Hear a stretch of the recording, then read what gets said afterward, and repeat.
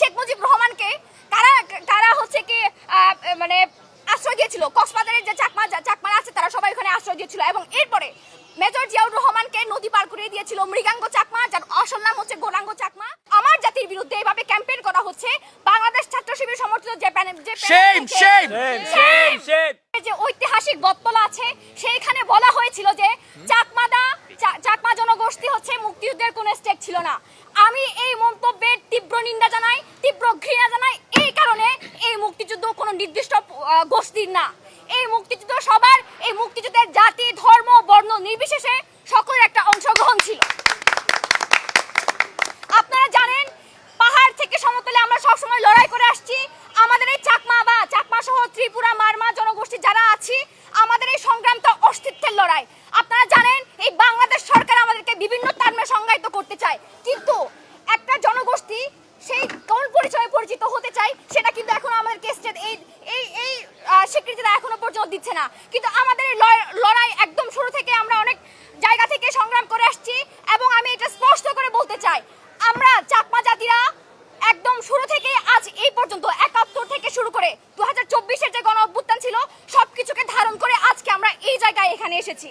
এবং আমি আজকে বলতে চাই, গতকালকে আমি যখন এই বক্তব্যটা দেখেছিলাম সারাদিন প্রচারণা ক্যাম্পেইনের পরে, যখন আমি হলে গিয়ে দেখি যে আমার জাতির বিরুদ্ধে এইভাবে ক্যাম্পেইন করা হচ্ছে, বাংলাদেশ ছাত্র শিবির সমর্থিত যে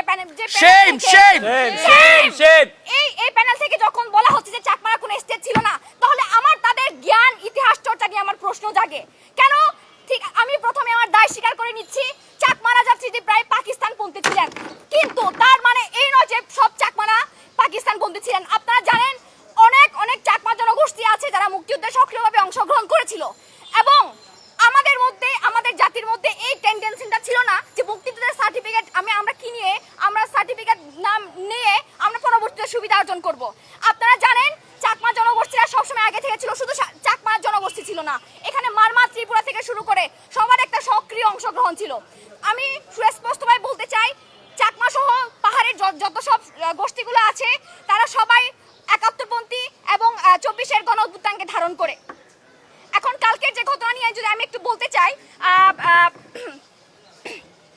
যে শিবির সমর্থিত যে প্যানেলটা, সেখানে মুক্তিযুদ্ধ এবং গণ আন্দোলনের যে সম্পাদক প্রার্থী ফাতিমা তাসনিম ঝুমা, সেখানে তার যে মন্তব্য সেটার বিরুদ্ধে আমি এখনো এই পর্যন্ত স্পষ্ট করে বলতে চাই, এই মুক্তিযুদ্ধ কারো বাপের না।